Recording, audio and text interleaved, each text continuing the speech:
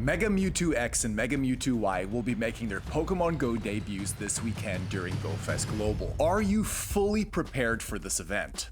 Is only one of these megas worth raiding? A lot of you have got questions, and we've got the answers. This is Mega Mewtwo X versus Mega Mewtwo Y.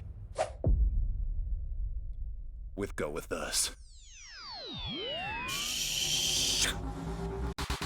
Let's get straight into our calendar. Guys, please remember that Mega Mewtwo X and Mega Mewtwo Y will only be spawning this weekend during GoFest Global on the 11th and 12th of July. Every single Mewtwo you catch on Saturday will know the fast move counter, and every single Mewtwo you encounter on Sunday will know the legacy charge move, Psy Strike. A lot of people have been asking this. It is absolutely guaranteed that every Mewtwo you catch from a Super Mega raid this weekend will be at least Mega Level 1. It may have a rare chance to be in Mega Level 2 or Mega Level 3 if you're very lucky. But how do you prepare for these Super Mega raids? Please remember to check the Pokémon GO map, which is a new feature which is going to be telling you where these Super Mega raids are going to be spawning days prior to the event. So as you can see on screen right now, these are going to be the Super Mega raid locations in my area where only Mega Mewtwo X and Mega Mewtwo Y will be spawning on Saturday and Sunday. This is very important to plan ahead, and I'm going to tell you why. Remember that Mega Mewtwo X and Y are going to need at least 12 trainers with 12 Mega Pokemon in their lobbies. The reason why is that it's going to take 12 Mega Pokemon attacks to break 12 shields. I actually have a way you can have this during this weekend, and that's going to come a little bit later.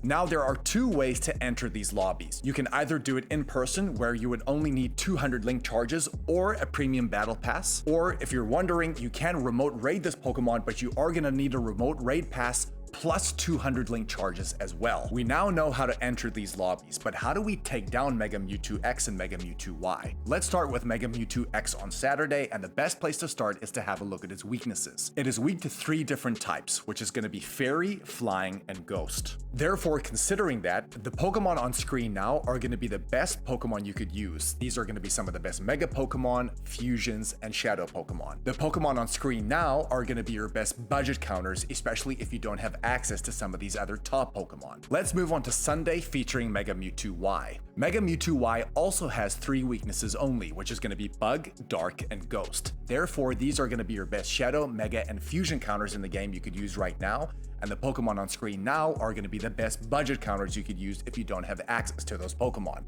Again, screenshot them now. How much energy will you earn from defeating these raids? During GoFest in-person events, it looks like the standard rate was 300. I have a feeling it will be increased. It looks like it's going to be between 350 and 450 Mega Energy per raid, which means the following. I'm going to use Juzzy's Mewtwo that he purified from a Shadow Mewtwo raid a couple of years ago to be a hundo. If Juzzy wanted to Mega Evolve this Pokemon, he's going to have to get 7,500 Mega Energy because this Mewtwo was not caught from a Super Mega raid, which means it's not at Mega Level 1, 2, or 3 if you're lucky, which means you're probably going to have to complete 17 or 22 Mega raids just to get enough Mega Energy for that evolution. It's also worth mentioning as well that the speed at which you complete this battle might make a difference towards how much Mega Energy you earn. Once you defeat Mega Mewtwo X or Mega Mewtwo Y, you will then get an encounter with Mewtwo. That 100% IV is going to be 2387 in non-weather boosted weather, but in windy weather only, because windy weather boosts psychic types, it's going to be 2984. The other thing that trainers have to pay attention to is that the base floor will be raised with these Mega Mewtwo's, which is very sick. So every single Mewtwo will have a base floor of 11, 11, 11,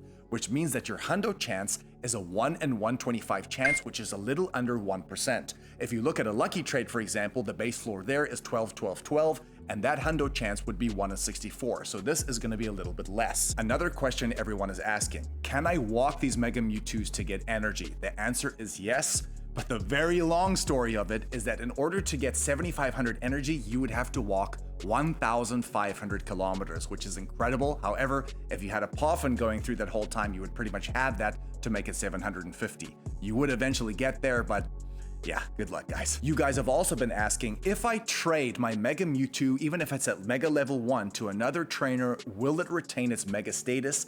It will not. It will lose its Mega status, unfortunately, which means you would have to spend 7,500 energy to Mega Evolve it again. Those are some of the smaller questions out of the way, but the big one remains. In the beginning of this video, I said, is only one of these Megas worth raiding? The best place to start would be to look at their base stats. Let's run through Mega Mewtwo X very quickly. Mega Mewtwo X is a dual Psychic and Fighting type Pokemon. It has a max CP of 6910, which is incredibly good, an attack value of 399, which is one of the highest in Pokemon GO, a defense of 215, and a stamina of 228. Let's move on to Mega Mewtwo Y. It is a straight Psychic type. It has a max CP of 7267, which I can already say is the highest in Pokemon GO to this date. The base attack stat on Mega Mewtwo Y is 413. That is the highest in Pokemon GO, which I think is incredibly good. It has a defense of 223 and a stamina of 228. To kick off this comparison, let's have a look at the Psychic type category. The first thing I want to say is that Mega Mewtwo Y is going to be doing around 3.2% more damage than Mega Mewtwo X as a Psychic type attacker. What's even more impressive than that is that Mega Mewtwo Y surpasses Shadow Mewtwo by 13%, which is incredibly powerful. That's just in the Psychic type category. If we want to look at these Pokemon as all-rounders in the game against something like Mega Rayquaza, for example, if you look at both of these Pokemon, which are both super effective against fighting types, for example, Dragon Ascent is going to be doing 112 in your DPS times DPE parameter, where Psystrike is only going to be doing 72, so still Mega Rayquaza is going to take the cake there. Let's also take this one step further. We know that the Poison type is weak to Psychic and Ground, so if we compare Primal Groudon's Precipice Blades versus Mega Mewtwo's Y Psystrike, Precipice Blades is going to be doing 28% less damage than Mega Mewtwo Y Psystrike, which I think is an incredible stat. If we have a look at Mega Mewtwo X in the Fighting type category only, because it does share that Fighting type with Focus Blast, it is currently in the top 4 attackers in the game right now, but if we highlight its TDO, as you can see, it's one of the best, if not the best in the category, which I think is incredibly impressive. As we move towards our conclusion, if we look at these Pokemon as generalists against all the other top attackers in the game, to be honest, Mega Mewtwo X and Y will be breaking into the top 5. And just to highlight something very quickly, the TDO of Mega Mewtwo Y will be the highest in the game. If we go to Mega Mewtwo X and Mega Mewtwo Y's move pool, we can see that they are exactly the same. But for example, it can learn something like Thunderbolt, Ice Beam, Shadow Ball. So let's run through these categories to show you how good these Pokemon are in those categories. Let's start off with Mega Mewtwo X. Mega Mewtwo X with Thunderbolt becomes the 3rd best electric type attacker in the game. With Flamethrower, it's breaking into the top 25 and the 23rd spot. This is broken, bro. Shadow Ball is gonna make this the 4th best attacker in the Ghost type category. With Ice Beam, it's gonna be the 4th best Ice type attacker in the game. Come on. Now let's look at Mega Mewtwo Y. With Thunderbolt, it is the best electric type attacker in the game. Above Zeraora, but I think Mega Zeraora may take the cake at some point. With Flamethrower, Mega Mewtwo Y will become the 16th best fire type attacker. And the Ghost type category with Mega Mewtwo Y with Shadow Ball, again, will require that Elite Charge CM. It is going to become the 2nd best Ghost type attacker in the game. And in the Ice type category, Mega Mewtwo Y with Ice Beam will be the 3rd best attacker in the game. Guys, that is broken. I don't care if I say that too often, this is one of the times where it perfectly fits. So, to be 100% honest with you, looking at this, Mega Mewtwo Y is considerably better and a considerably better attacker than Mega Mewtwo X. However, both of these Pokemon have adventure effects which may even things out. On Mega Mewtwo X, it's going to have its own adventure effect, which is going to be called Dynamic Punch Plus. What this is going to do, and remember, like I said earlier in this video, I have a way that you can have these lobbies for Super Mega Raids. Mega Mewtwo X is going to allow you to break 2 Super Mega Raid shields in these Super Mega Raid battles. So for Mega Mewtwo X on Saturday and Mega Mewtwo Y on Sunday, by using these Pokemon, you would only need 6 in the lobby because 6 of them can break 2 shields for a total of 12. On Mega Mewtwo Y side of things, its adventure effect is going to be called Future Sight Plus. What this is going to do is gather psychic energy, and on your map, it's going to reveal all the Pokemon that have high IV stats. If we have a look at this clip right now of weather boosted Pokemon, you can see the weather boosted ring happening with these Bellsprout in the sun. What may happen is that an indicator something similar to this could indicate which Pokemon will have high IVs. Without these adventure effects, Mega Mewtwo Y is the clear winner. But with these adventure effects, to be honest, it evens it out, and depending on what you want, probably both are worth rating for different reasons. As you guys know, we're in the middle of the Road to Legends event. The special background for that event is on screen right now. But for Mega Mewtwo, once you catch your Mewtwo from that raid, it may have a chance to have a special background.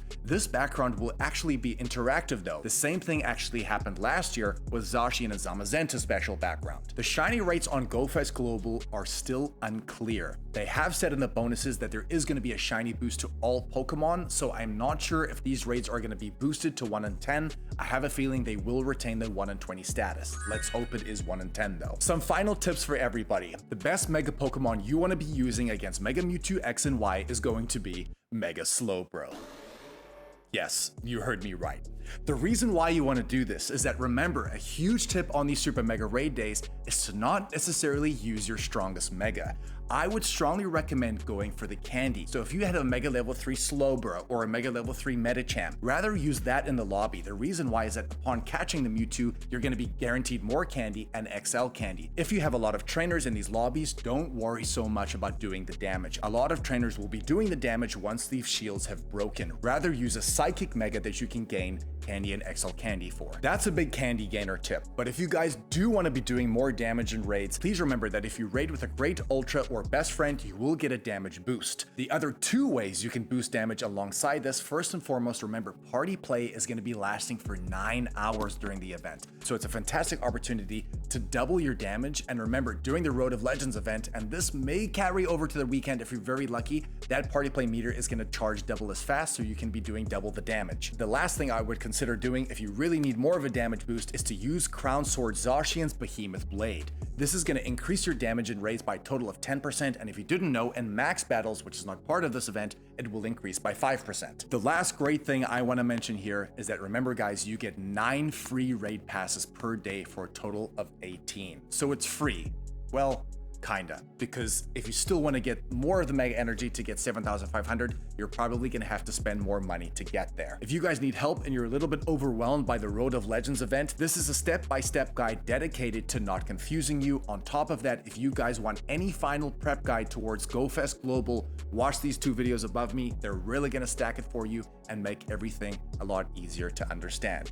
Love you guys, go with us, and we'll catch you in the next one, baby.